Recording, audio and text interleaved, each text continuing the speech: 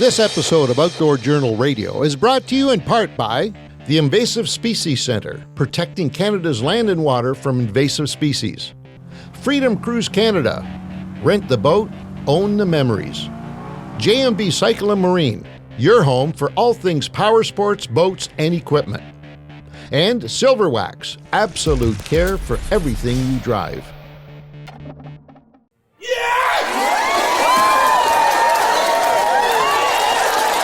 Welcome. Thank you. I can never get enough of that. Do we have that clip maybe a little longer? We can just keep... It actually does. I fade it out, so I could just leave it going. Keep her going right behind the whole piece. Welcome to the program. Angelo Viola here. And yes, Mr. Bowman is not with me. I will try and navigate us solo through the next, however long we're going to do today. It's going to be short. We have a great guest coming on, so I can't really say it's going to be short because it might be long because of the guest, but certainly my part will be short. First of all, the guest that's coming up will be a first time on the show. His name is Ross Robertson, Bigwater fishing, a YouTuber, podcaster, fishing guide, author, you name it. This guy has done it, and I've never had a chance to meet him before, so this will be a first for me, as it probably will be for you.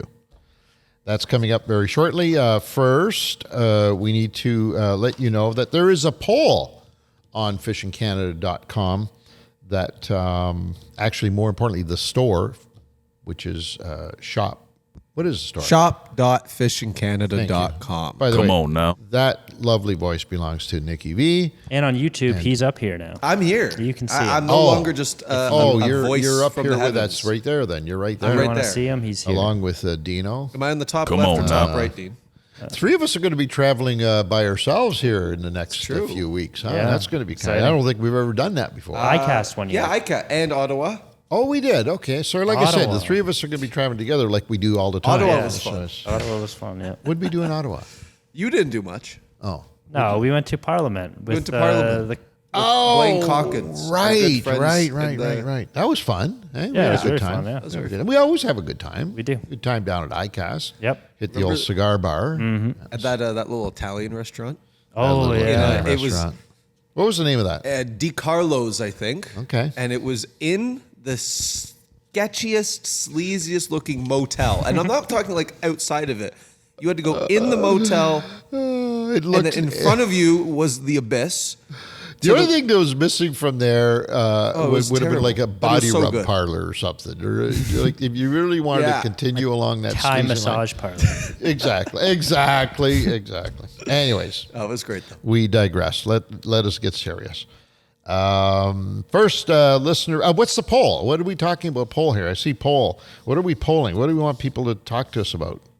Anybody know? Yeah, if you're on the store, normally when you go to click off the page, I think, Yeah. it lets you know if you choose not to buy something, we want to know why. We want to know if you're looking for new product, if the shipping costs are too high, if you were looking for something else. So we want to know what's going on. Yeah, we take it personal. We're offended that you're leaving. We have a meeting here every morning where we discuss all of them. Right. And whenever you guys, if the leave rate is more than 50%, I get beaten. Oh boy. Straight up. There you go. So, save Nikki. It's like the save Willie or whatever. Yeah, it's called. free Willy. Free Willie. Free Nikki. He gets beat every day apparently here. So anyways, take a second and just fill in some of the things on the poll questions. And don't, I'll tell you what I hate about polls. Can I just take a second? Is that they never change them up. So what happens with polls, because it's one of those things where it asks you a question and then it's got a column of answers and you pick one. Well, if you never change the order of those questions, inadvertently, 99.9% of the time, the top box is the one that's clicked all the time. And the bottom box never gets any clicks. And then in between, there's fewer clicks as you get to the bottom because people tend to just say, oh, okay, all right, boom, there, done. So what? Whoever is running that thing needs to clue in on that. And you need to scatter those boxes every week. And you'll find that the top one is the one that gets click most often, regardless of what it is. So let's do that, shall we, Nikki? I'll talk to the research and development team. Thank you very much. See if that can be done for me. Just one of those things. I'm into polls and doing this kind of. You just research. said you didn't like polls. I don't, but I'm into them. I don't have to be liking the stuff to be into it. Let's be honest about it. Look at you. I mean, there you go. Oh. What else have we got? That's it. Listener feedback. We're going right to it, baby. Yep. We're going right to it. Listener feedback comes to us this week from @Rob Mainville. Rob Mainville, 2632 via YouTube. Thank you, Rob. And Rob says, in response to our conversation about the push on banning forward-facing sonar on Eagle Lake, he says, been muskie fishing my entire life, fished most places there are muskie. Wow. That's a hardcore muskie angler right there, I'll guarantee you. There is no doubt in my mind that since setting up with live scope on my boat, my muskie success has quadrupled. Wow, that's a testament to forward-facing sonar. Mm-hmm. Do you think that's a common, would that be common with most folks? I bet muskie would be an exception. Maybe lake trout too, because there's people who go out with muskie fishing and never catch anything. And this would probably change their success rate enough where, 4 fish versus 0 is pretty massive. Well, think about it. If you have just one muskie sitting there and you cast to him once accidentally, but if you can see him on your forward-facing sonar, you can cast to him 20 times. He's going to hit it one. Eventually. I wouldn't count on that. Eventually, if he's sitting there, you could probably get him. Most of the time. I don't know.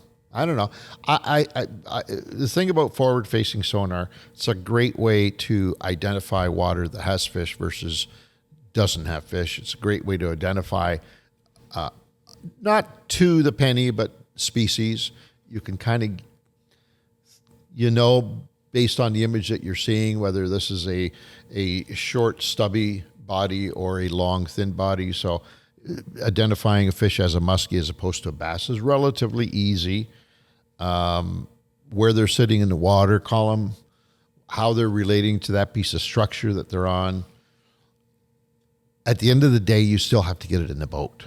So to me, what forward-facing sonar has done is made sure that you as an angler are spending more time in an area that has potential to hook up with a fish because you see the fish or you don't see the fish, right? We actually had I don't know if we've said this on the show before yet, Ange, though. I had an issue with that the other week in Buck Lake. I was in a boat with Steve and we went in to fish a walleye area. I was super caught up with the live scope and I scanned the area. There was nothing there. I went back in the next day, scanned it. There was nothing there. So we dropped a line for a few minutes and then took off because we took that as, okay, there's nothing here. Pete went in, live scope off, just went out and fished it just completely traditionally and hammered like some monsters out of there that were right on bottom behind the rocks. You couldn't see them on live scope, and we were so reliant on our tech that it actually hurt us in that sense. Well, yes and no. I hear you. But another experience that happened this year to Pete and I was going into an area that we were told was holding fish. We went in with a live scope, and in fact, the fish were there.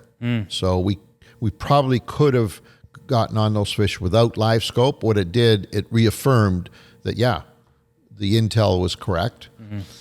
And then we proceeded to, I think for about an hour and a half to try and catch those fish and couldn't.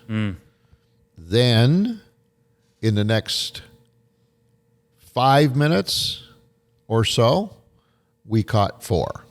And what was interesting about being able to do it on live scope is that we could see that they were reacting to our presentations. They just weren't biting. We could see them moving. We could see them. They were very aware. We got the presentation down pat. We could get that bait right into their strike zone, right on the dinner table, but they weren't biting. And then, for unexplicitly, I have no idea what happened. Boom, 4 fish. So I say that because it could have very well been that in your case, you were trying to catch those fish that were just completely shut down. Yeah. Or for whatever reason. We don't know. We can make all kinds of stories and we have notions as to why they don't bite, but we really don't know what's going on down there. When it comes right down to it, we have no idea. And then all of a sudden they just turn on. Mm-hmm. And all it takes is one fish to say, yeah, you know what? I think I'm going to eat. And all of a sudden, 3 more buddies of his decided to eat as well. Yeah. So that's what could have happened to you. Yeah. You and Steve. Yep. All I'm saying is, I'll tell you one thing though, that LiveScope did in that particular case is that we hung in there. Right? We kept working it, because we saw the fish. Now, in your case, you didn't see any fish there. Which turned me right off, and we didn't work it at all. You didn't work at all because you didn't see any fish. Yeah. So there's both sides to that coin. Both cases of using LiveScope, 2 different results, but it's not 100% bulletproof. It's a set of eyes below the boat. That's all it is. That's all LiveScope is. You still need to figure out how to get those damn things to bite and when they're going to bite. Right? So anyways, we're off topic here. Getting on with this this email, it goes on to say it's extremely easy to pick up fish. Target them, waypoint them, keep coming back to them, right? Find them again and again, watching their behavior to baits, and eventually pattern that works to get them to commit. Eventually, I would agree with that comment. Eventually, you will get them. If you can see them and you know they're there, you eventually will get them to bite. There's no doubt about it. I found fish in places I never thought fish even existed, which is a very good comment that a lot of people that are using LiveScope forward-facing sonar for the first time will tell you, is that they went into areas, when they first got units on their boats, they go into areas that they have not done traditionally well, and it's just a wealth of fish. And so you fish it differently. To your point, Dean, about the confidence. Yeah. You fish it differently when you see them, right? Oh, yeah. You definitely put more into it. Yep. Well, I'll tell you, when we did the Pan American Black Bass tournament, I got the chance to go on Jacob Wheeler's boat. And they killed it in that tournament. Yeah, but they did. What they do is they go to a spot, they spend no more than 5 minutes if they don't see fish on the sonar. That's it. They'll put their line in, they'll just keep casting, they'll kind of do a sweep of the area. If there's nothing, they're gone. Now, these are professionals who do this for a living. And they're on a time limit. But they don't have, they can't waste time, right? They know that they will find fish somewhere. And if it's not here, it's over there. Now, in Dean's case, that was the exact opposite, right? He didn't see the fish, and so he moved. Somebody else went in there. And by the way, just FYI to Mr. Bowman's little story there, he did have forward-facing sonar on. And he did see a fish, and then he turned it off. Okay, so if he's telling you, he told me a different story. He went in, he saw that walleye, I think it was walleye you guys were fishing for. Walleye. He saw that it was suspended at 20 feet or 18 feet or whatever. And then he turned it off, threw a cast out, first cast to where he saw it, and it bit. So he wasn't totally blind. Without forward-facing sonar, he wouldn't have caught that fish. Okay. Make no mistake about it. That makes me feel better. Yeah, for sure. It wasn't you. He may tell you it was you, but no, it wasn't you. Maybe I wasn't supposed to tell you that, but anyways. We can cut that out of this piece. Yeah, I'll cut it. All right. Because if he sees it, he's going to get pissed at me, and he won't confide in me anymore. As if he does. I have it all in video anyway. I was just logging that yesterday. That exact thing happened. So he goes on to say that forward-facing sonar increases success for any fish that he fishes for: walleye, striper, muskie, panfish, lakers. So then he asks the question, is it harmful? And of course, that's the big debate now, right? Everybody's wondering. So he goes on to say it's debatable. People tend to be the most upset with LiveScope are those who don't have it. I tend to agree with that comment because I have yet to meet a person who uses forward-facing sonar that woke up one day and said, "Yeah, no, that's it. I'm pulling it off my boat. I don't believe in that anymore, and I'm never going to fish with this technology again. A lot of people that I've talked to that, say, I don't know if I like that technology because, they don't have it. I'm not going to say that that's the problem, but that's the problem. Because if you have it and used it and see what it does, I don't think you'd tear it off your boat. First of all, it's too damn expensive to throw away. Secondly, I just think it opens up, it changed fishing. It has changed. And it's continuing to change the way we view angling. Honestly, the word hunting would be more appropriate to today's fishing when you're using forward-facing sonar, because you find yourself spending a lot more time searching and looking than fishing. Because, to your point, you didn't see fish when you and Steve were fishing. You didn't see them, so you moved on. Yeah. Which is fine, because that gave you the time to find other areas that did have fish that you could fish with confidence, right? But anyways, he goes on to say it's debatable. People that tend to be the most are the ones that don't have it. I know people who rant, raved, criticized, and shamed LiveScope. Then they got it and never spoke poorly of it again. Probably, I do think that forward-facing sonar is most harmful to muskie. I may tend to agree with that comment. I think that if there is a species that may, and I say may because we don't have proof of this yet, but common sense would prevail, that may be harmed by forward-facing sonar, it would be muskie. Maybe. It only makes sense. The more the fish are caught, the more harm to them, and forward-facing sonar 100% increases catches, and I've proved it to myself without a doubt. Okay. See,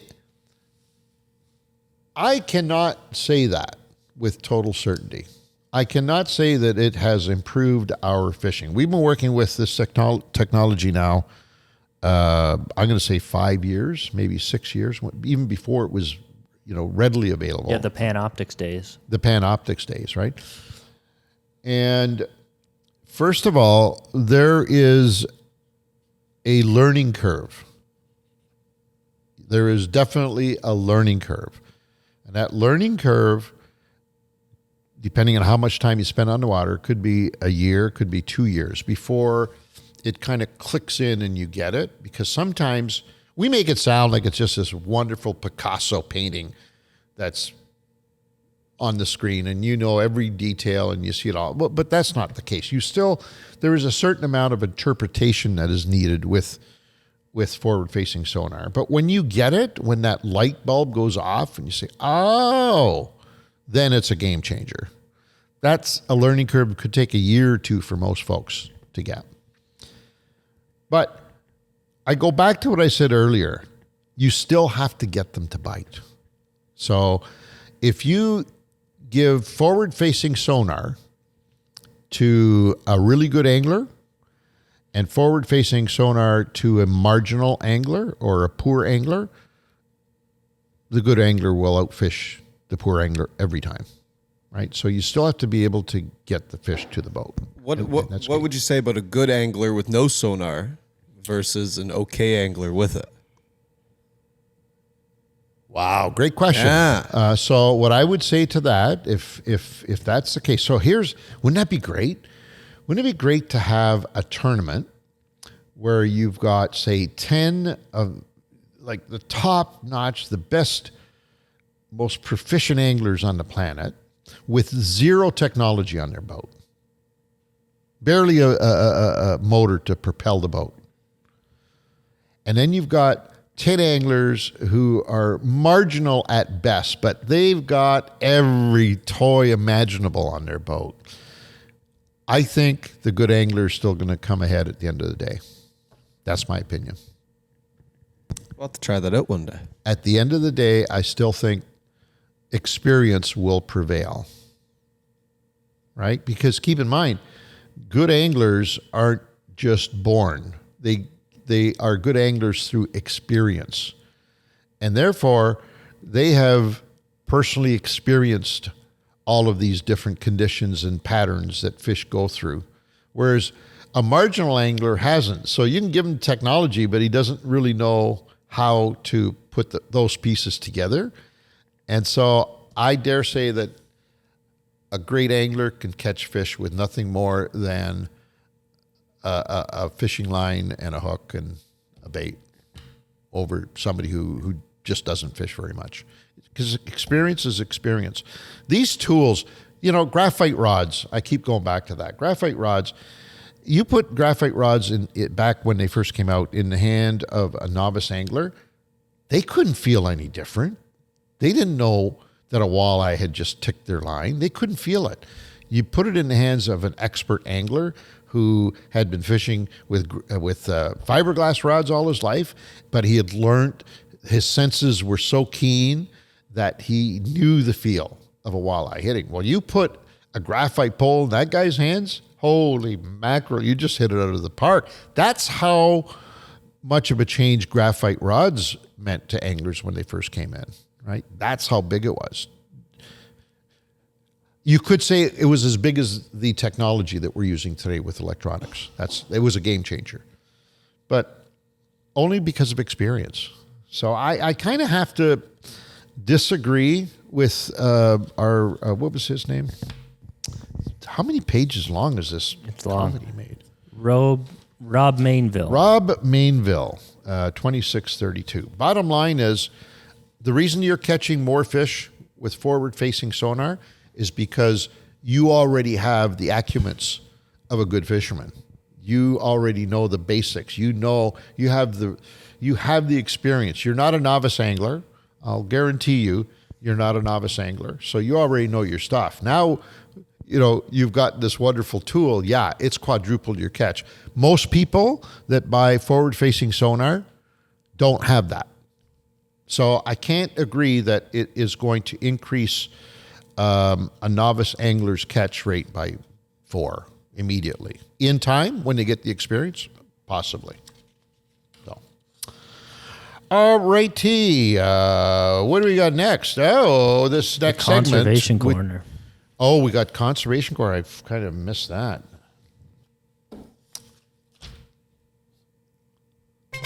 Attaboy. All right, Conservation Corner, we have some breaking news. Just literally came in before we put this podcast together, so I don't know when you're going to be listening to it. So it's kind of irrelevant in terms of the timing, but I can tell you as of today, there is definitely confirmation that grass carp have broken through the door and into the Great Lakes. Richard Elliott has a... Oh, we got it behind me? Yeah, we got it behind you. Yep. Monster. Oh, my God. It's grotesque. Oh, my God. July of this year, this month, this week, yesterday, this story broke that Richard Elliott caught, he didn't actually catch, it was flopping around on the surface and it was almost dead, a gigantic grass carp. Don't know what it weighs, but you can see in this photo, I'm going to guesstimate that fish is 35 pounds. Yeah, it looks huge. I would think. Yeah. It's almost the size of him. Yeah, well, we don't know how big he is, right? He could be a big boy. He could be a 5-foot kid, or he could be a 6-foot monster. Are you calling Mr. Bowman a kid? I was going to say he could be a Bowman, but I don't do that. See, you guys do that. I don't bug him about his height. I learned a long time ago. He's very sensitive about that. So I stopped saying that he was vertically challenged. But anyways, I'm just going to say that, based on the seat on the boat and all that stuff, that's a good 30 to 35 pound grass carp that was caught on Lake Huron. Lake Huron, which I got to think if that fish being the size that it is, it just didn't happen to drop in there yesterday. Mm-hmm. It's been around for a while. So yes, the invasive species comments that we read to you each and every week, saying that there is a threat possibly to our waterways of the Asian carp, or one of the Asian carp, grass carp in this case. Well, we're going to have to rewrite the script. There's no doubt about it now that it is here. Even more so important for us to be able to. Now, fortunately, Mr. Elliott, maybe he had listened to this podcast and he went to the Asian Carp is it .com or .ca? .ca. .ca. Well, he did say something was wrong. He knew something was wrong when he saw this. That it was not meant to be, because he probably had this on. Probably had our show on. Could be. And then could be. And he was able to identify it as a grass carp. Yep. So thank goodness for him listening to this podcast. Well, I have to assume that that's what happened. Yeah, I would think so. So anyways, even more so, it's important that we identify ourselves or arm ourselves with the information. Certainly identification is one, habitat, and all kinds of good stuff that's available on this site, and download it onto your phone, take it out in the water. So next time, if you're like Richard Elliott and you come across this thing, you'll know right away that this is something to drag into the boat. Now, I'm going to make assumptions. The story doesn't really give us a whole lot. I'm really disappointed in the size of this report, by the way, Dean. Yeah. We're going to have to see if we can find more information. Well, it just broke. I think they just got what they could from. That's CTV, I think. CTV, Yeah. I'm assuming they called the authorities, and I'm assuming the authorities rushed right over. Well, he did mention in his quote the crew arrived. So I'm assuming he must have called some. But that could also be the CTV news crew, for all I know. It could have. Right? Yeah. Someone's crew went. Yeah. But I would have liked to have seen, M&R officials were on location immediately, and they took the specimen, and they... there were details in the story that didn't need to be there, and then a lot that needed to be. Okay. All right. Read the story. Read the story. All right. We were going to... But I listen, and God bless Richard Elliott, okay? Because we're just evil-minded people here. You have to know that. But the first line in this story is a quote, not paraphrasing, but it's an actual quote from Richard Elliott. And he says, "I was out fishing with a buddy's wife." And right away, the three of us, like idiots that we are, we didn't even read the rest of the story yet. We were like, I wonder where Buddy was at the time that he was out fishing with. It's stupid people. Like, we're just morons. But anyways, yeah, that's serious business, man. That's a big fish. So that's let's say it's 35 pounds. That means that this thing can eat 12 pounds of vegetation a day. Do you know how much in volume? Because vegetation is not very heavy, but the volume that this thing could eat in vegetation, it's a lot. It's as big as this set. Wow. That's craziness, man. Anyways, look out for the story. I'm sure it'll be hitting everywhere, or has already if you're watching this late. But they're here. They're upon us. If Richard is a listener, yes. Richard, reach out. Oh, for sure. We'd love to talk to you. We would love to get you on here and find out. Wow. He may be the first person that's ever done that, right? Maybe there was someone who caught one on Quinny last year, wasn't there? No, there was some DNA evidence, some parts of a fish or something. Okay. Don't think there was an actual whole fish caught. Okay. So well, that's a whole lot of whole fish. That was crazy. In the news, brought to you by JM. That was not news. Yeah, now think about that. Like, that should have been news. So, yeah, that should have been news. But it didn't make the news. Because, we are so focused on breaking events on this show. Yeah, we can do this one pretty quick, probably. Oh, you want to just breeze by this? For this brought to you by JMB, your outdoor expert superstore. JMB Cycle Marine, Ontario's largest Princecraft Merc dealer since 1970. Outboard motors, boats, you name it. Fully equipped rigs. All you do is add the fun element. That's all you have to do. You go to J&B, you buy the rigs, you need to bring the fun, and she's all over but the crying at that point. Check them out. Their website is jbcycle.com, jbcycle.com.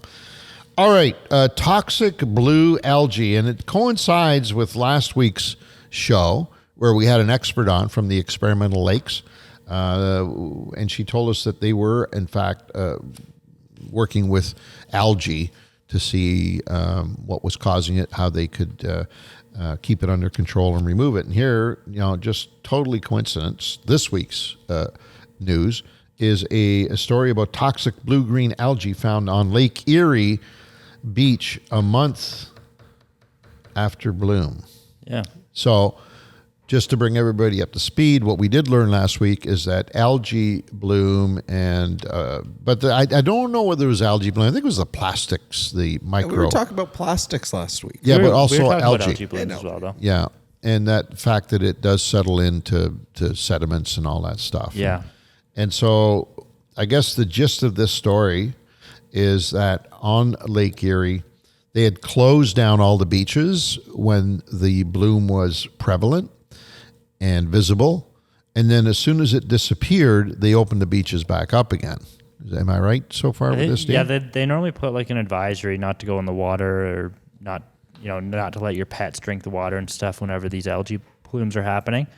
But then they normally open it back up once the bloom is determined to be over. Right. But this is saying that you can actually find the toxic part of the algae in the sand over a month after. There you go. So, And so what does this algae do to you? I think it can just make you like nauseous and Kind of like beaver fever type idea? Yeah, give you Yeah, I diarrhea, think that's what some skin we discussed last week. Skin issues. Skin disorders. Yeah. Yeah. That's not nice. That's not fun. No. Anyways, you should read. We're making light of it, but we shouldn't.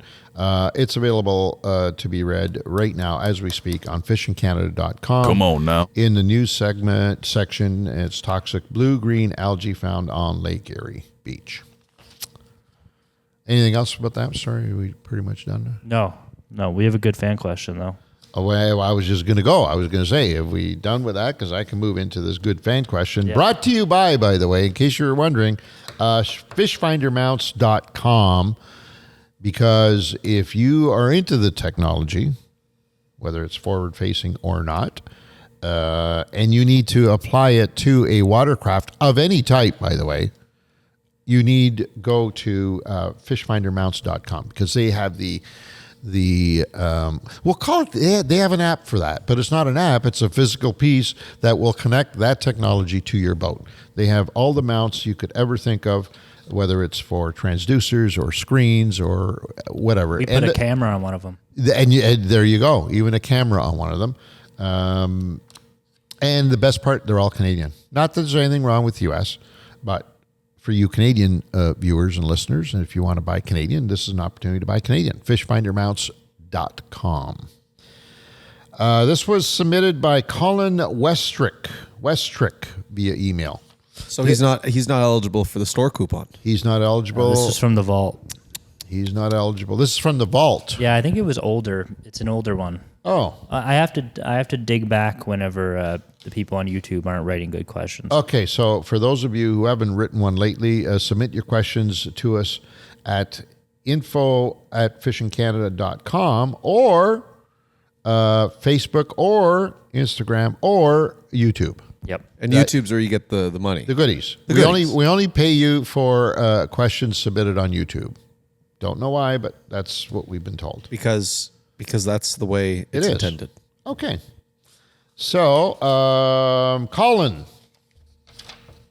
Westrick, hopefully you're listening, says, I've always stuck to smaller inland lakes for smallmouth bass, but I'm thinking about trying my luck on Lake Ontario. Oh, baby, that's a beauty. This summer, when I can find a calm day. For someone who's used to back lakes, how different are smallmouth in big water? Do I need to rethink everything, or can I get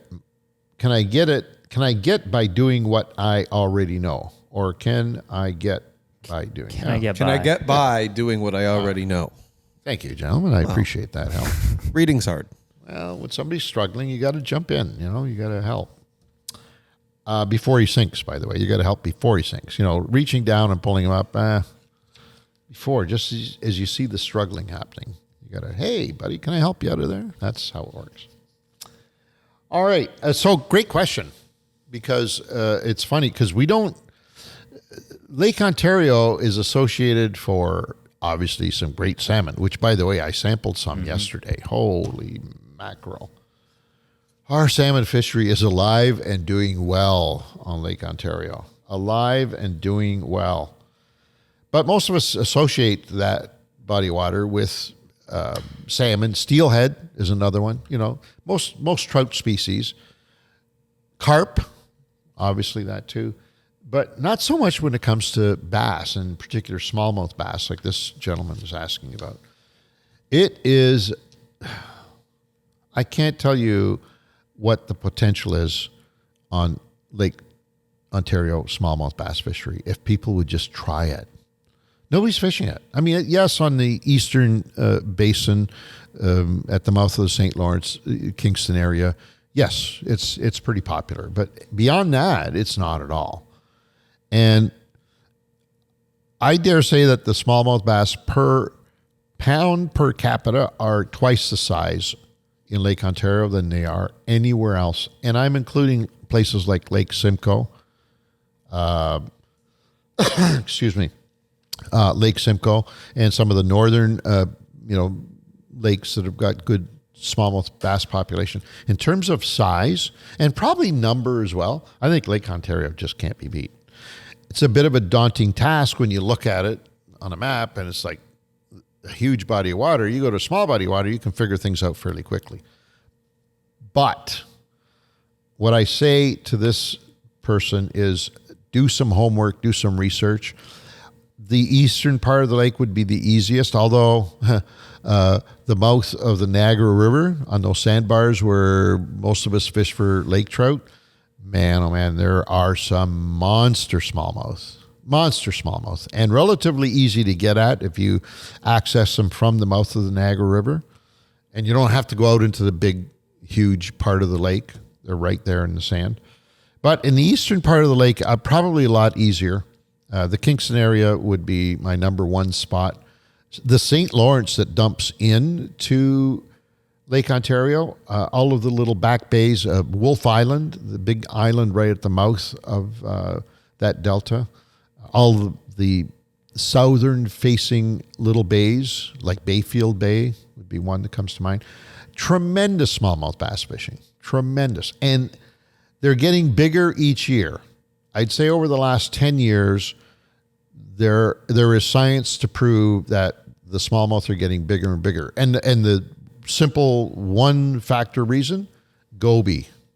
The gobies have just changed the diet of smallmouth bass in the Great Lakes in general, but certainly the St. Lawrence and Lake Ontario. And therefore, I shouldn't have to tell you this, but if I'm saying that gobies have become a mainstay in their diet, goby-type baits, anything that imitates a goby, and something about goby baits, by the way, just I want to throw this in. I talked to a fellow down at ICAST a couple of weeks ago when I was down there that is in the soft plastic business. And one thing that they're doing now with their goby imitating baits is they're giving a complete online tutorial on how to use them, because they're not to be used like a regular plastic jig body where you're either, jigging them off the bottom or swimming them off the bottom, because gobies don't do that. So gobies, you need to go online and see how a goby lives. Most of the time, it's just sitting on the sand. And then when it wants to move from point A to point B, it's just a quick little hop. They just hop. They don't do anything violent like we're doing with regular plastic jigs. So these companies now that are making goby imitation baits have started also keying in on the fact that they got to instruct people how to use them. Because I'll tell you, when goby baits first came out, there was not a lot of success with them. It wasn't until people started looking into it and saying, well, wait a minute, a goby doesn't do that. So why have I got a bait that looks like a goby, but I'm making it, act like a perch? So the way you present that bait is key. But once you do that, on Lake Ontario or any of the areas that I just mentioned, and you use a goby imitating bait the proper way, boom, it's lights out. And yeah, they are big for the most part. They're massive. So to our writer of this question, Mr. Colin Westrick. Colin Westbrook, thank you. Westrick. Go online and check out some of the manufacturers of plastic baits and see what they're saying about the way you should be fishing for them. It's not a big, erratic, fast-moving bait at all. All right, now in keeping with this question, Nick, why don't we use a code that would be... I think a code befitting this would be Goby. Beautiful. G-O-B-Y. There you go. Goby. G-O-B-Y.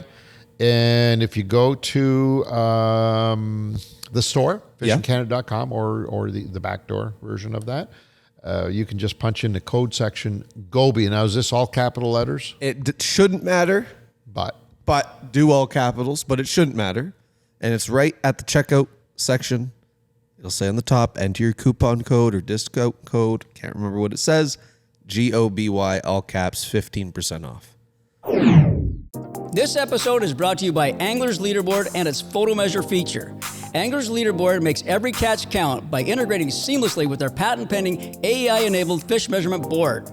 Now you can automatically measure catch length and detect species in seconds just by using your smartphone camera. It's fast, accurate, and reduces handling. So now you can release healthier fish and keep fishing for the big ones. Learn more at anglersleaderboard.com. This episode is brought to you by Sail. Sail is proudly Canadian and stocked with over 100 Canadian brands you know and love. From rods and reels to sonars to kayaks and every last lure you've seen on the Fishing Canada show, Sail has all the gear to get you on the water. Drop into one of 12 stores across Ontario and Quebec and talk to the real fishing specialists, or gear up online anytime at sail.ca. Sail, the ultimate destination for your outdoor adventures. All right, next segment brought to you by Silverwax, proudly Canadian since 1999. Their slogan is, cleaning is only a hassle if you make it. There you go. Silverwax, welcome to the Outdoor Journal podcast family. Now, our main guest today is Ross Robertson, as I mentioned at the beginning of the program, from Bigwater Fishing on YouTube. A very, very, as from what I can tell, one of the fastest growing YouTubers in the area, in the country right now. And we welcome to the program, buddy. Appreciate you having me on. You know, all these years, I don't know if YouTuber is what we want to be known for, but I guess in today's day and age, it's kind of a compliment. But, for us, exactly. Even though you might have a few more trips around, than I do, but I'm still kind of one of the old guys anymore. It's like my 27th year doing her, but exactly. I want to mention to the audience as well, you're a full-time professional angler on the Lake Erie and that area, that region, and with over 20 years experience in guiding on that body of water. Lucky you, man. That's a great body of water for sure. You're a tournament competitor, boat salesman. I love that. TV host, outdoor writer, and yet I introduce you as a YouTuber because that's what we do today, right? Well, it's amazing. I've had guide clients from Australia, the Czech Republic, and everywhere. And then, it's because of the internet and specifically YouTube and things like that. And so it's the conversion. I had a TV show for about 10 years, and that just doesn't really make as good a fiscal sense, or at least for a lot of people, because, you can get in front of so many people at your leisure, and people can watch it when they want. And things are changing. Things are changing in fishing and life and everything else. And so we kind of got to move with it. And you wear a lot of hats, like you said there, when you're doing this, for sure. By the way, I just want to mention, I do have brand and logo envy right now. I got a Little Wee Fishing Canada logo on my shirt. Look at you. I love it. I made this logo in 99. I don't think I was even out of college yet. I drew it on a napkin, and one of my buddies who now works for Disney as an illustrator goes, I can sharpen that up for you. And so he definitely did that. Isn't that great when you throw back those memories? I mean, that's a great story about your logo. People will look at that today and say, well, he must have gone online and got one of the programs there to design. But no, you did it probably, like you just said, on the back of a napkin. That's the way we did things, man. So talk to me about this YouTube thing. How long you been doing it, first of all?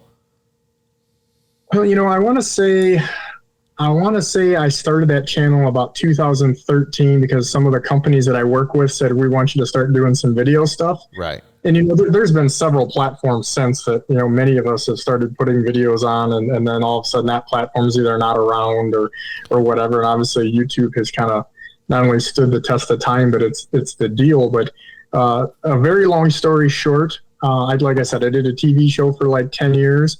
And as that kind of just started progressing out and looking at other things, because it just wasn't making fiscal sense, it didn't have the reach that it used to. Right. My TV producer, came to me one day and he's like, hey, let's do a podcast.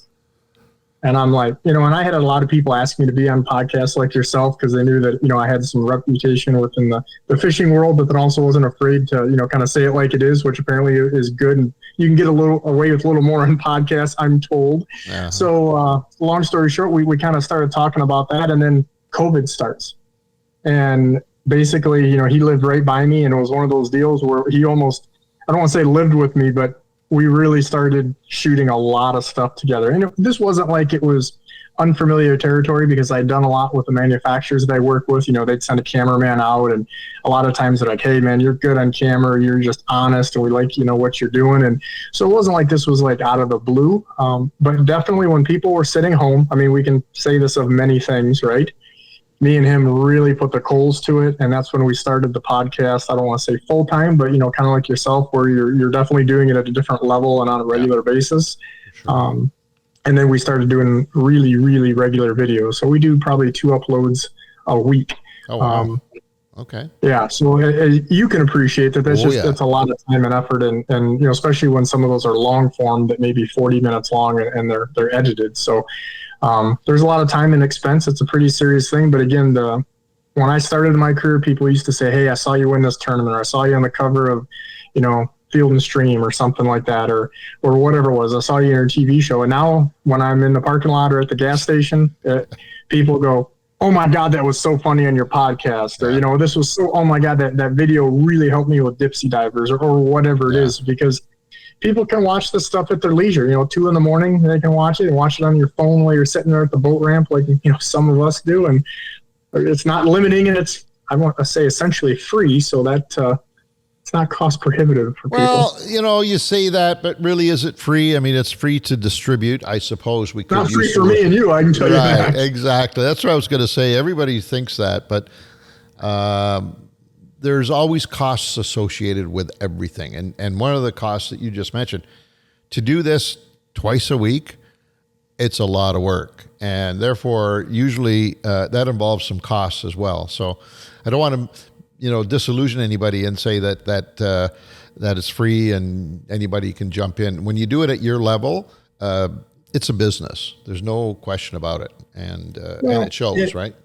And again, kind of probably off topic a little bit, but I think I'm like an old soul, because I have been doing this for a long time, and when I first started, I kind of had age discrimination when I was fishing around the tour guys and that, because I was quite literally the young guy. The kid, yeah. And now I'm definitely not, right? Even though there's older people doing it.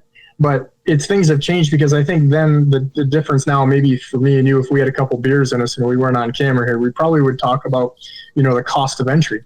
Yeah. Because you can do a podcast essentially, I don't want to say for free, but again, very inexpensively compared to to doing TV stuff, right? Right. So a lot of people are doing it. And I always use the example of, again, not dogging somebody, but it's like, most of us watch YouTube to fix something like our washer, right? Yeah. And I've gone on there and I've watched videos for quite literally how to fix my washer because it's making this noise. And you get 1,000 things on Maytag 123V model. And you're like, man.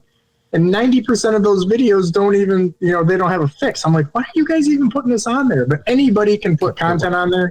Everybody has a bullhorn on the internet, as one of my good friends says. And so I think that's a little tougher sometimes for both of our audiences for people that are new to us, just like your people that trust you, they're listening to me, because they, how do you have your credibility? Where back in the day, Al Linder, when I did a lot and still, did with In Fisherman, when Al said this was the guy, you had instant credibility, for sure. right? Babazumi in Canada, you got instant credibility, or name whoever your guy is, and now there's just there's no barrier to entry, which is good, but it's also bad because there's a lot of people out there misinforming people, or just being internet trolls and things like that. And while we're not here to talk about the negative stuff, it does make it more difficult when people are, I think, just trying to stir the pot instead of educate and entertain a little bit. Yeah, good point. Very well said.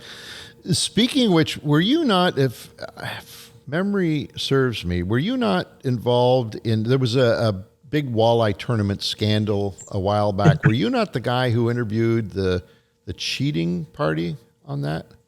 I was. And that's a good example of what we talked about. Again, it's like, obviously, you can look at this any way you want. They say there's no such thing as bad PR. I don't know if that's true. I guess it depends on what side of the fence you're sitting on at the time. But, I knew both of those guys that were involved from the standpoint of having to make the hard calls, not the cheaters. Mm-hmm. People had run-ins with those guys because, their past as people have maybe read, or you can Google that on your own, that this wasn't their first rodeo with being in controversy. But, both of those people that were running those tournaments I've known for a very long time. And there was a lot of people trying to pit them against each other because, one passed their lie detector test on one tour, one didn't on the other for the same big fish derby, for people that aren't familiar with this. Mm-hmm. And I kind of had talked to those guys, and I don't want to say too much in front because it's not my place to a certain extent, but I had talked with those guys, let's just say very, very shortly after it went down, with no true intention of what ended up taking place. But as I talked to them and heard, hey, these guys are, the world, or whatever you want to call it, the keyboard trolls are kind of pitting these guys against each other. And I said, man, you guys are friends, and you're, even though they're Ford and Chevy or whatever a good analogy would be for you guys, it wasn't like that. And so I said, hey, why don't you come on my podcast and let's say what really happened here and get this out. And well, I never dreamed that it was going to be such a barnstormer, because I can promise you that we had more downloads on that podcast than most big podcasts will get in a very, very, very, very long time. Yeah. So generally, it's funny because generally you need a shit show in order for that to happen, right? And that was the perfect storm, certainly in our industry, was having that. And it's bittersweet because, we had obviously, there was a lot of comments that were just ludicrous. But then there was a lot of people that are like, wait a minute, you get paid to fish, or you fish for a living? Mm-hmm. So it did, it opened a lot of people to a different thing. And so, there's always some positive that could come out of it, I guess. Where did that ever end up? We haven't followed it lately. Is it done? Is it over? Is it finished? Yeah, I mean, they got themselves into some more trouble with other things, just almost like kind of like just watching an episode of Cops. You're like, all right, what's he going to do now, kind of thing. So were you, when you were sitting there and this was taking place, what was going through your head? Like, were you thinking, what am I doing? Like, is this really happening here on my show?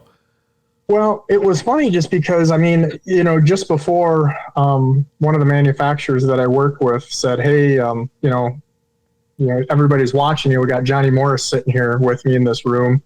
You can probably figure out who that was. Yeah. And so, hey, don't do anything silly, because, I literally had been interviewed by, everybody from, again, Australia to the BBC to a lot of people in Canada and the US.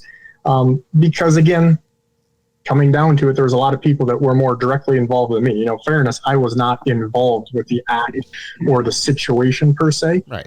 Just more of my stature within the fishing community and people, knowing all of the players.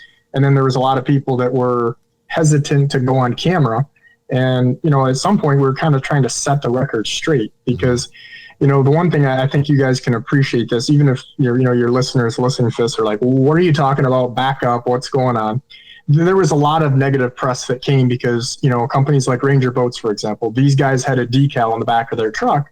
And even like when I was on the Don Lemon show, there might have been some I don't want to say fake news, but there might have been some ways that people were trying to twist this, like they were Al Linder. How about that? Right. Like, and, for somebody, maybe it's your neighbor that doesn't fish, would call you up and say, hey, Angelo, like, ooh, hey, what's this guy? It's like, no, this guy's not Michael Jordan of the fishing world. Right. And the example that I used is because people say, well, yeah, he had a giant Ranger logo on his back. And I said, well, I know guys that have Under Armour sweatshirts on, but they're like 300 pounds and 5 foot tall. That don't mean they play in the NFL. So there was a lot of things that I think, just like any other industry, things that were misdiagnosed and, some things that, but again, those weren't our people, Angelo. You know what I mean? Those are not fishermen. These are people that just wanted, to poke a bear, and then they're gone the next day. Unfortunately, though, we do get painted with that brush, right? Because the general public, when they hear stuff like that, then automatically they make assumptions, like you just mentioned. And every time something like that happens, man, it's great publicity. It's great to shed light on our industry, the fishing community. But I wonder how many people that were either passive anglers or maybe never really ventured into the world of angling, read those headlines and just decided that fishing's not for them because of the way they felt from those headlines. So all I'm saying is there probably is bad press, and that might have been it for our industry. Certainly for tournament angling, I think that might have been a bit of a black eye. But we'd be naive to think that it doesn't happen. It hasn't happened. It won't happen. Anytime you have money involved in a competition, regardless of how much it is, or fame, or hardware, it's human nature. You're going to find people that are trying to circumvent the system and, be the hero. So, yeah. And I've spent a majority of my, if you were to say, hey, what do you do? I'm a walleye guy. Do I fish for salmon? Have I guided for that? Fish bass and things and panfish and all that, catfish? Absolutely. We got videos on our YouTube if you guys want to go watch all of that. But people think of me as a walleye guy. And as a walleye guy, I hate to say this out loud, we're kind of the redheaded stepchild, unless maybe you're in Canada, maybe, at least in the States, to the bass guys. Real talk. True. The largemouth bass, run the roost, Bassmaster Elite, and all that good stuff. Yeah. And when I go to a lot of these events, like I work the Bassmaster Classic as an example for some of my sponsor partners and such. And as soon as I went to one of those events, it didn't even take that long, because those guys that most people wouldn't think that I know, that I'm good buddies with, that are texting me like elite guys or guys on Major League Fishing, and they're like, weights and fish, and and there was a lot of that, and it was kind of like, okay, guys, didn't something else stupid happen that we can move on from this? Let's get on to something. Yeah. So tell me then, now that I've gotten to know you a little bit, I have to ask you a question. So is Ross a fishing dude who is using media to help that part of his, you're also a guide, obviously, who's using media to help his passion and business called fishing? Or are you a media guy who's using fishing as the backdrop, the platform? Because, and that's not a loaded question by any means, because all of us in this business kind of walk that tight line from day to day, week to week, year to year. Where do you think you are right now? Are you the fishing dude who's got some really good media stuff going on, or is it the opposite? I think a lot of fishing questions maybe I have to think about. That's not one of them. So I'm 100% a fisherman that realized, and again, because I always like, if you read any of the things or see stuff on even my podcast or even my byline, is, I like to give credit back. I think nowadays, I'm not going to just pick on younger guys, but a lot of people in today's day and age are like, oh, I did this, I did that. And it's like, yeah, but even Babe Ruth had have somebody help him hit a ball at one point, right? Of course. And early on, I was doing really well in the tournament world. And again, as a young guy and making some money, making more money than I could at a normal job, even in college, I helped pay for a lot of my college with, winning some tournaments and things. And you're thinking, hey, this is going to keep going.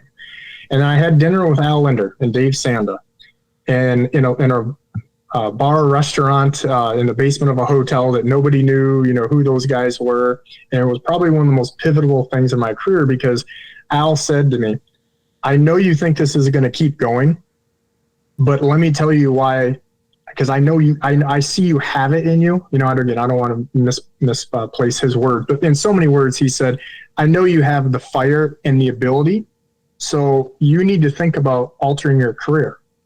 And I kind of I say this when I'm about to say it to young kids now, and it's just kind of funny because, as you get older with your kids or whatever, things that you did start to bite you in the butt as you see grandkids and stuff, right? Yeah. And Al told me, he said, well, what do you mean, what would I do? I've been doing this my whole life. I quit fishing tournaments. I used to fish the Bassmaster Series. I won a tournament out of the back of the boat. And, he was, kind of jumping on that. And I'm like, yeah, Al had won everything. And he goes, what do you think Bill Nance is doing? What do you think Roland Martin's doing? What do you think, even Kevin Van Dam now, right? The bass guy this year, what is he doing? And it became really clear to me that if you're going to do this for a business, and I guess maybe I got a little lucky with the way things went as far as the industry, but the tournaments, if I was to win a major walleye tournament right now, and I hate this, I don't like this. This is, even though it's good for me, I don't like it as a whole because it doesn't help the industry. I'm getting more numbers than a tournament organization. And I don't like that. I really, really don't. And people would say that because if we don't have a strong industry, the long haul is not good, but people are straying away from the tournament thing for what you just said and we talked about. Some of it's the cheating, some of it's cost of entry, some of it's forgetting to have fun. Some of it's not just fishing with your son when you want to and not between this time and when it's pouring down rain. I tell guys all the time, a really good friend of mine's got a younger kid in it. I said, you cannot beat him into this, guys, because he's not going to want to go if you make him go when it's pouring down rain, giant waves, and run across the lake at 100 miles an hour. You know what I mean? Like, just, he's never going to want to go fishing with you. And we're getting away from what we really should be doing and promoting. So, to answer your question, I am definitely a fishing guy who has a track record that I'm very proud of, but I do need to educate. We interrupt this program to bring you a message from Anglers Leaderboard, an AI-powered platform built for today's anglers. Use your phone and the photo measure board to automatically detect length and species, log catches, and track your stats over time. Whether you're fishing solo or joining a regional tournament, ALB helps you stay organized and competitive. Head over to anglersleaderboard.com to learn more and start using ALB today. But I think it's good though that people like yourself are able to build a media base because, and I say that, and you mentioned the tournament aspect of it, because it's people like you that can bring in new players, in this case viewers, public at large, anglers, outdoors people, to an industry that probably might be stagnant or even slipping a little bit, and that is that walleye tournament angling aspect, right? So with people like you getting big in media, it helps in the long run because you're going to bring some of that attention back to your roots, which is... two points that I think that come up with that. I was at a sports show, and one of my partners there, a very influential person in the fishing industry, walks by with his wife and his kid. Now, nobody knew he's a very high up at a very major company. And I see him there, and we're talking with him, and he's like, man, my kid is just eating up with stuff. He loves watching your YouTube stuff and this and that and different things. And I'm like, oh, great. So here I see Kevin Van Dam walking down the aisle at this sports show. Now, I'm not going to say me and Kevin like hug all the time or anything, but, I know him enough. We have a lot of mutual friends. I've known Zona back in my boat selling days, and those guys are inseparable. So I see Kevin Van Dam coming. I stop him, even though he's got all his handlers there, right? And I say to him, hey, Kevin, this is my buddy, so-and-so, here's his son. He's really eating up with fishing. And so Kevin immediately goes in, he gets it, right? He's like, boom, boom, whips out a hat, signs it, hands it to the kid. And he's like, hey man, good luck fishing. And, does his thing just like an amazing PR guy. And as he walks away, the kid looks at me and kid's like, he's probably 9, I'm going to guess at this point. And he says to me, who's that? So I was going to... yeah. I mean, you knew the punchline, right? Oh, yeah. And so on that aspect, even if you would say, if somebody listening to this, I would imagine a majority of whether you like, I don't like largemouth fishing. He's going to come out there and say it, but I know who Kevin Van Dam is. I know who Dale Earnhardt is, I'm not into NASCAR. Right. And so, but this kid didn't. And so a lot of the traditional forms of reach, they're not catching those, and his mom went on to tell me that he gets so much screen time per thing, and they have filters and things on that. And so that's one end of it. The second half to your kind of point, I think, is, when we're talking about doing media, what kind of media are you doing? And a lot of what I chose, and again, because of the lenders and seeing just what fit me, but also what I thought was going to be beneficial is, if you watch some of my stuff, I think we'd like to entertain a little bit. We definitely have a good time. I'm a little boisterous, just me. Like people always that fish with me go, I can't believe you're exactly on camera, off camera, the same person, which I wear that as a badge of honor because I know people that are not. I know characters. Mm-hmm. But like, the education thing is huge. I have a really, really good friend, and I'm sure a lot of my followers probably know who it is, but I'm not going to say because, again, he can bring that up if he wants to, but he wins 6 figures a year fishing small derbies. He's that good. He's one of the best fishermen I've ever seen on the planet. He is just that good. And he gets on me and sends me texts and calls all the time. He's like, because occasionally I hit a nerve when he's, God dang, you just did a video on so-and-so. He's like, I just won, how many tournaments I've won on that? Don't be telling them people that. And that's one aspect. But even with bass fishing, now they've got, I say it because, again, as much as I don't like the largemouth thing, I joke about it half-ass. I love smallmouth fishing, though, is that, these guys are in a different plateau. And, when they got cameras and they have trackers in their boats. So somebody sitting home on a Saturday can watch where Gerald Swindle is on Guntersville Lake, where he knows like the back of his hand. And so the secrets aren't secret anymore, right? You got live cameras in the boats. And so I kind of made that decision, fortunately, ahead of what the technology happened, that, hey, I'm going to educate these people and I'm going to show them, because I'm not going to fish against them that much anymore. I'm going to choose to say, hey, I want to show you what I'm doing and how I'm catching more fish. And then fortunately, the hope is that they follow what we do, right? The media just likes that you guys put out there. And then, the second half is buying the products, that we represent and, work and design a lot of products. That's a portion of my income and it makes me valuable to the company. So there's 2 totally different trains of thought, and it's not, what's right or wrong, but it kind of what fits you. And the reality is just like, you got to have a cell phone nowadays, right? Like you can't go corded phone. There's just a lot of things that you have to do. You're going to get left behind. And that's why things are so, I think right now with the forward facing sonar thing, are so controversial. Because how do you feel about that, by the way? Now that you brought it up, how do you feel about that? No, don't make us go there. Yeah, for sure. I think that the reason it's so controversial is I'm not one to bite my tongue. But I also not one just to pop off. Like I want to be able to look at what I said in 6 months or in 6 hours and be like, I still kind of feel that way, if nothing changed majorly. I think that it's controversial because there is not a good answer. I don't think you can put the genie back in the bottle, but I also don't think that a guy that's been fishing for 2 months that plays video games should be able to compete against a guy that has done it his whole life, because he's using intuition and what we grew up as what fishing was. Right. And the screen staring and, that the guys just, the scruples have gone away. People just go down the lake with their hood up, as they say, and they don't look at anything, and I'm going here and I'm chasing fish down.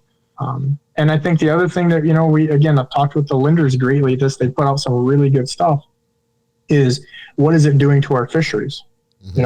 Where I am out on Lake Erie right now, I just saw one of my buddies, and he said, we caught 67 today. Now, how do you keep track of that many fish? I have no idea. Even with I hear that all the time. Yeah, we caught 120 fish today. Like, do people actually count? Like, how did you have time to Facebook Live? And I don't know how you do. I do it for a living. I don't know that. But the point is I have a lot of the fisheries biologists on my podcast. The head of fisheries for Ohio is a really good dude. We both went to Ohio State together.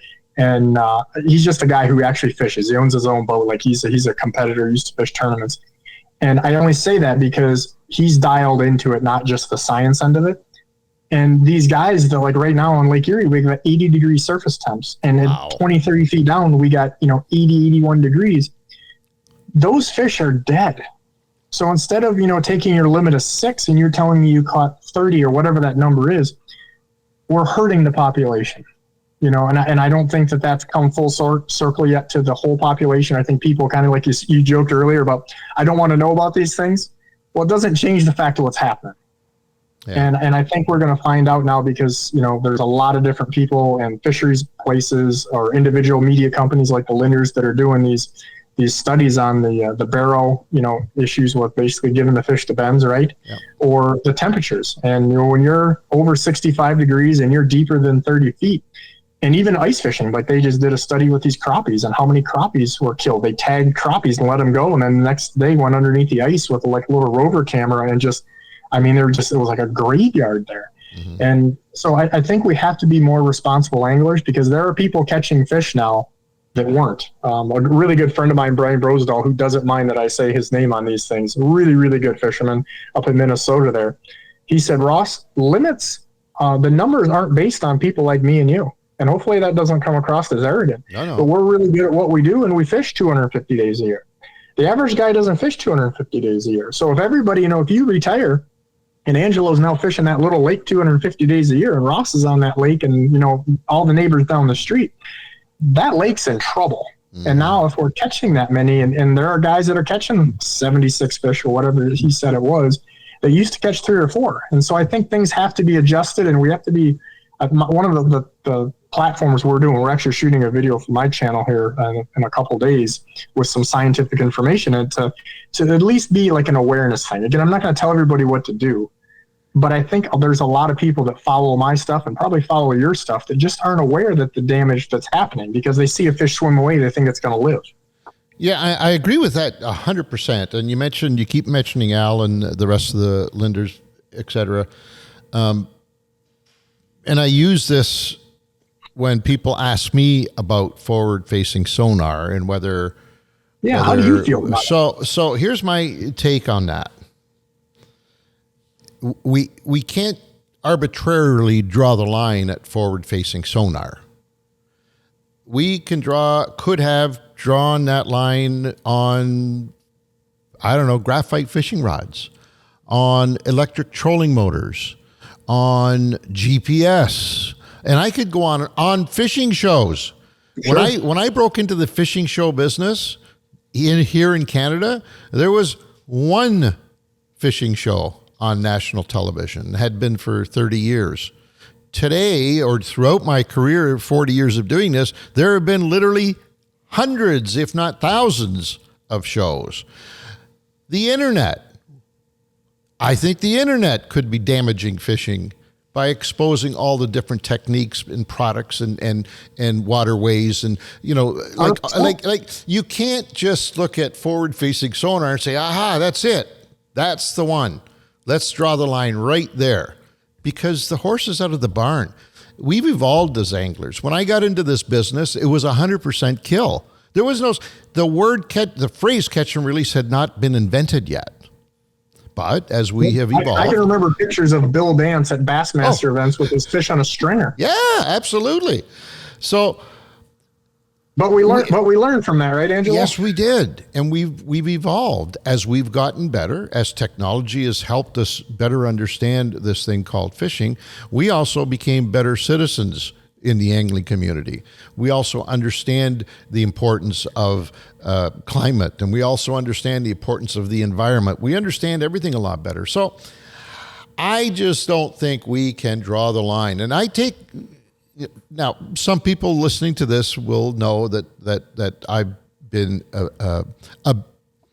a partner of mine is probably the largest in this industry in terms of forward-facing sonar. Okay, and so some people might be thinking, well, you're getting paid from these folks, and you know what? I am getting paid from them. I'm not embarrassed to tell you that Garmin is the largest supporter, or one of the largest supporters, of our television endeavor. But that's not the point here. So is a Ram truck company. That doesn't change anything. To me, forward-facing sonar is nothing more than the advancement in this industry that we have shown since the inception. Every year we're coming up with Sense. Did Sense, knock the ball too far over the line that people could have back in the 60s said, wait a minute. So you guys are using scent on your baits now? Well, that's cheating. That's an unfair advantage. You're going to annihilate the fish population. Forward-facing sonar is no different. To me, what it was, the one before that was mapping. Because some of the old farts that were just really dialed in on the bodies of water. And they would be like, how did you find this hump? And I'm like, well, you can go to Fish USA and buy this chip for $100, and then you drive right to it. And they're lining up trees and. Of course, because before that, we used to have to triangulate our spots on the lake, right? So every advancement is simply that. It's just another tool that we put in the box. And to me, forward-facing, and by the way, forward-facing sonar is just the tip of the iceberg with what we're going to be seeing over the course of the next decade. I take exception to it. I'm offended because I don't think we can arbitrarily draw that line and say, that's the one right there. So when I hear these people saying that they want to ban it, or some organizers have banned it in the use of it in tournaments, or certainly the amount of time spent on, I don't like it, man. Ross, I don't like it, because it's a hypocrisy at its best. Absolutely at its best. You know, I don't either, and I lean a little away from it just personally, but I'm in zero disagreement. But again, I think and hopefully people like us can maybe help with this a little bit. That guy I mentioned, that's one of the best fishermen I know, that just absolutely destroys. I can't even say regional tournaments, because he just where he goes, he gets it done. Like, his record is unbelievable. When we were fishing together, and we had some fish that were about 60, 70 feet down last year in September, and I mean, I'm looking on the forward-facing stream, and he's much better at it than I am. And I'm looking at it, and I go, that's a giant, isn't it? And we had caught walleyes up to 15 pounds on that trip. Oh. And he looked at it, and he goes, don't you dare cast at that. And I said, well, were you going to beat me to it? And he said, we don't cast at those fish. Wow. And, this is me and him. There's no cameras. He does not get filmed. He does not fish with other people. And, he's like, that fish is 100% dead if we catch it, no matter how slow we reel up with the temperatures and the depth. See? He's like, we don't cast below 30 feet. And so here's a guy on his own. How many people would say that? And again, I'm not trying to, toot his horn. Again, I didn't say his name on purpose, because this isn't about, I don't want to put him on blast on this, whether it's good or bad. Yeah. But I think that, guys like us have to do a better job with what we're seeing with the responsibility end of it. You've seen that in the hunting world. We've seen it fail in the hunting world with some personalities in the hunting world doing really bad things in order to get a TV show. Mm-hmm. And, again, it's just like when I'm running summer trips, I just tell the guys, hey, we want to go a little later in the morning. And they kind of look at you like, well, what do you mean the bite's way better in the morning? I said, we're going to be done quick. Well, can't we catch and release? And not in the summer. We catch them and go home, boys. Yeah. And it's not about trying to short them a day or whatever, because in the springtime, we do what I would call reasonable and responsible catch and release. But, throwing fish back, I'm just here to tell these people, because I've seen it, and I've worked with these biologists. I've been on the boats with them. I've done the tagging. I've been on the boats with the acoustic telemetry. When you release these fish and they swim away, folks, that does not mean, that's like watching a guy stumble away and just shot 5 times. Yep. It does not mean that they're going to live. And so, again, I think limits or something is probably going to have to be adjusted. And the hard part will be, it probably will have to be by lake. You know what I mean? And not that it's not now, but probably more specific, because where I live on Lake Erie, we have a ton of fish.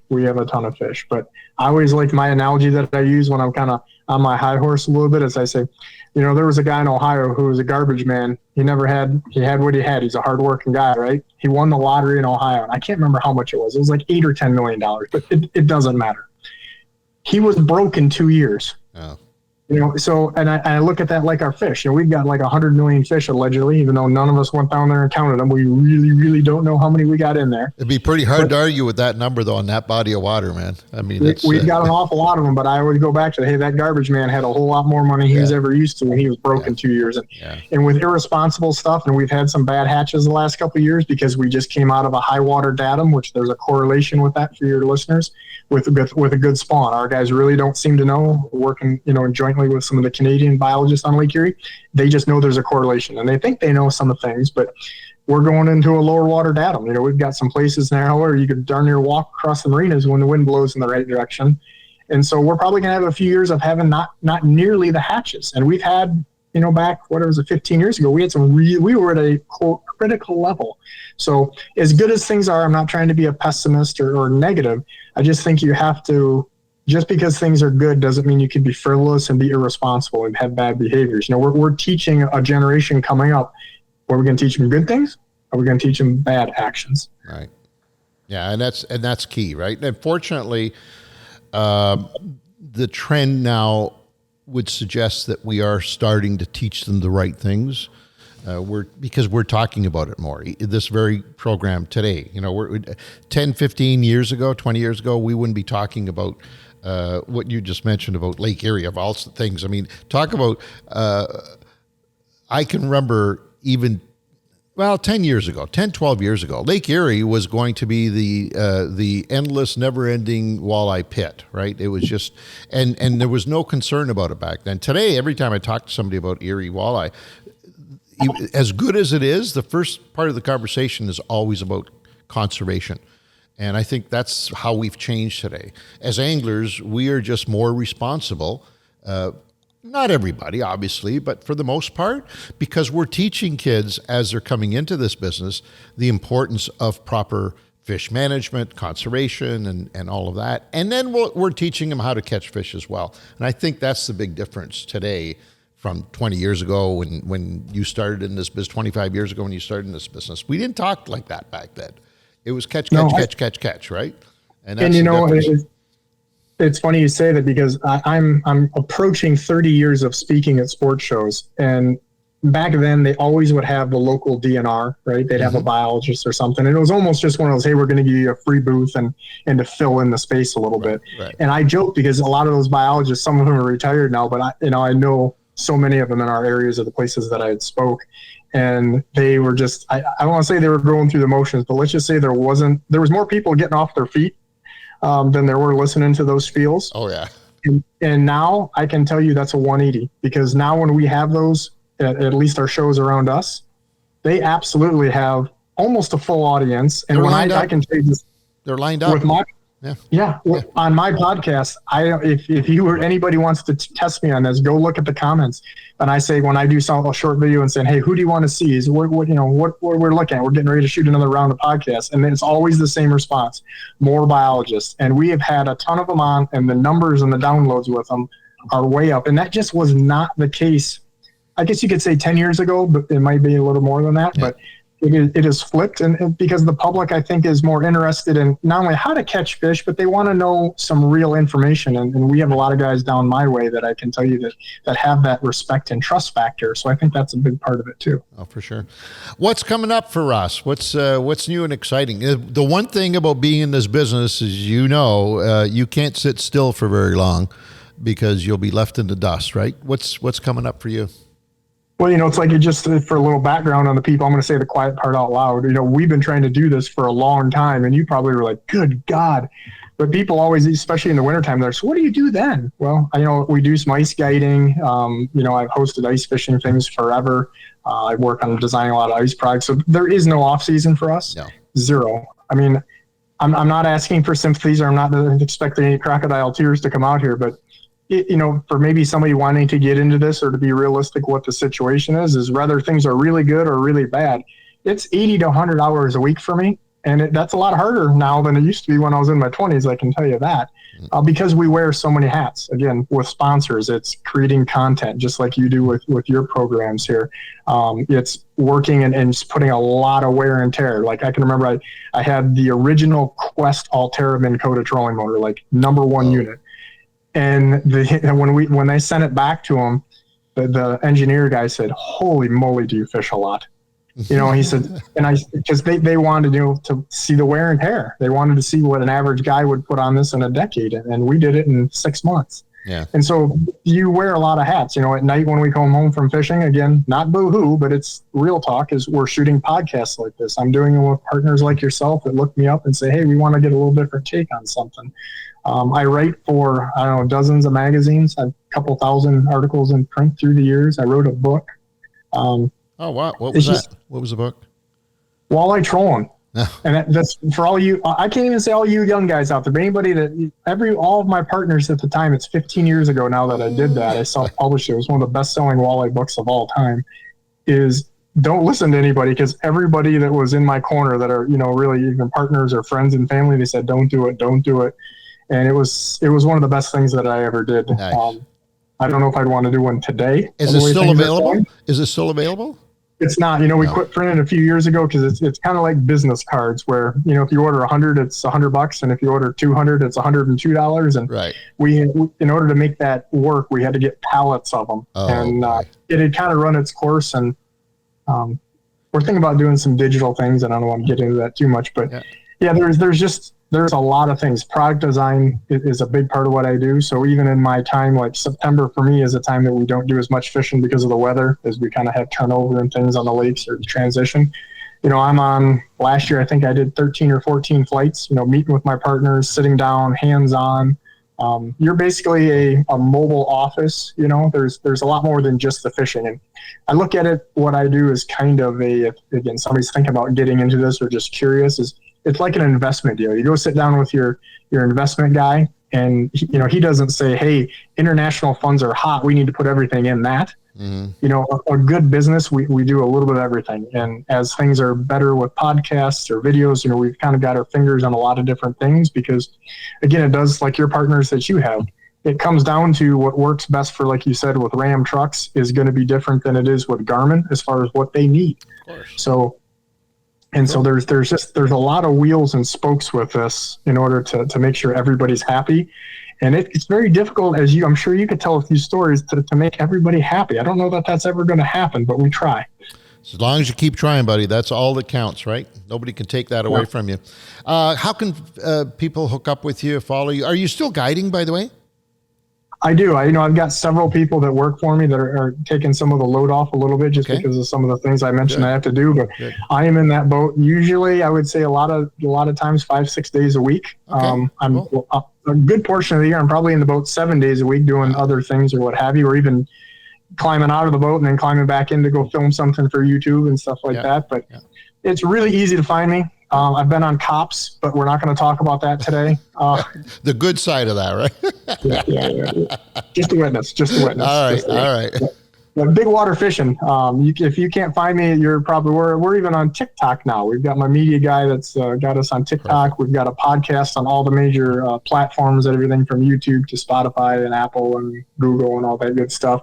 Website is bigwaterfishing.com. Same handle on Facebook and Instagram. We want to make it really simple for all you fishing guides. Perfect. We really thank you for taking time out of your busy schedule to join us today. It's been an absolute pleasure. Let's stay in touch. And maybe we can make a trip down your neck of the woods. And we can sample some of those walleye that you talk about. I don't mind doing podcasts, but I like being in the boat better. So I'm 100% game on that. All right, brother. Thank you. Ross Robertson, thank you very much. Bigwater Fishing on YouTube and all of the other social media platforms that you might enjoy from time to time. We'll have him there. And just an interesting, fascinating gentleman. It happens to be fishing on one of the best walleye waters on the planet, obviously. But anyways, that are it. I think we covered it all. Dean, is there anything we missed? I don't think so. We mentioned a bonus code that can be used towards the store earlier in the show. Yep.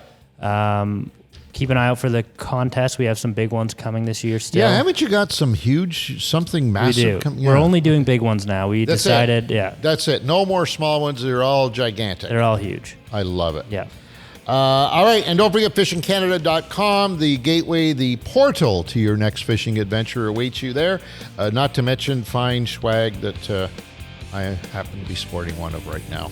All available at fishingcanada.com. That are it. On behalf of the entire team, Nikki V over there, Dean Taylor on this side. Thank you very much for joining. I'm Angelo Viola. We'll catch you next time.